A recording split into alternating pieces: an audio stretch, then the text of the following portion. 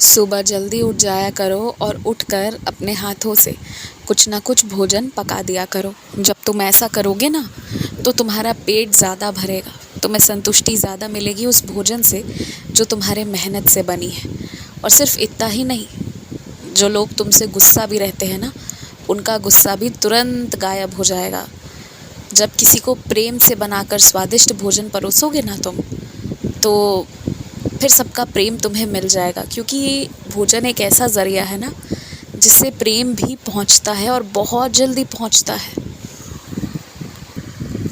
एकदम से तुम्हारे मन में उठा ये विचार कि तुम्हें कुछ जगहों के तीर्थ करने हैं, कुछ नदियों के दर्शन पाने हैं, परिक्रमाओं के बारे में तुम्हारे मन में आया है, तो मैं यही कहूँगा कि अभी एकदम से कोई संकल्प मत ले लो, क्योंकि तुम तुरंत संकल्प तो बड़े बड़े ले लेते हो पर बाद में तुम्हें पछतावा होता है, क्योंकि तुम वो सारी चीज़ें कर नहीं पाते हो। तुम्हें बाद में अफ़सोस होता है कि क्यों मैंने इतनी सारी चीज़ों का संकल्प ले लिया था। इसलिए अभी संकल्प मत लो, पर ये कहूँगा कि हाँ, मन में रखो, जब मौका मिलेगा तो ज़रूर जाना, पर अभी वर्तमान में केवल मन में रखो कि हाँ, ये परिक्रमाओं की तुम्हारी इच्छाएं हैं। अगर तुमने समय रहते सब कुछ सही से कर लिया तो ये सारी इच्छाएं तुम्हारी ज़रूर पूरी होंगी। मैं ये भी जानता हूँ कि धन से धर्म की प्राप्ति होती है, ऐसी तुम्हारी विचारधारा है, और बिना धन के जीना मुमकिन नहीं है। लेकिन जो लोग बहुत ज़्यादा धन के पीछे भागते हैं ना, बहुत ज़्यादा, वो लोग कुछ पाकर भी कभी खुश नहीं रहते। हमेशा उनके मन में घबराहट रहती है, और उनके पास वाला वो धन जो उनके संदूक में हमेशा ही बंद रहता है ना, उससे भी उन्हें कभी सुकून नहीं मिलता। जिन्हें हर वक्त ये चिंता रहती है कि ख़त्म हो गया तो क्या होगा, नहीं आया तो क्या होगा। ऐसे लोग ना धन पाकर भी सुख और शांति का एहसास नहीं कर पाते हैं। तुम कभी भी ऐसे मत बनना, कभी मत बनना ऐसे।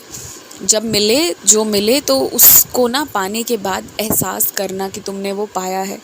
जो एहसास नहीं करे, जो खुशी मनाए ही नहीं, तो वो हमेशा असंतुष्ट रहेगा और घबराहट में जिएगा।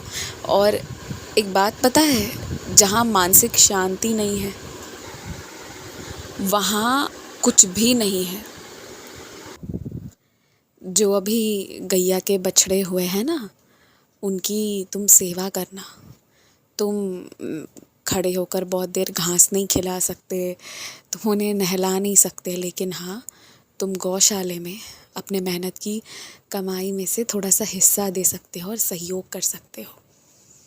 और देखो, अगर कोई तुमसे सहयोग राशि लेकर अपने ऊपर भी खर्च कर रहा है ना, तो भी उसे गैया को पालने के लिए खर्च तो करना ही है। तो चाहे सीधे चाहे टेढ़े, कैसे ना कैसे भी तुम्हारे माध्यम से दिया गया धन गौ माता तक चला जाएगा, पर तुम्हें गौशाले में सेवा करते रहना चाहिए।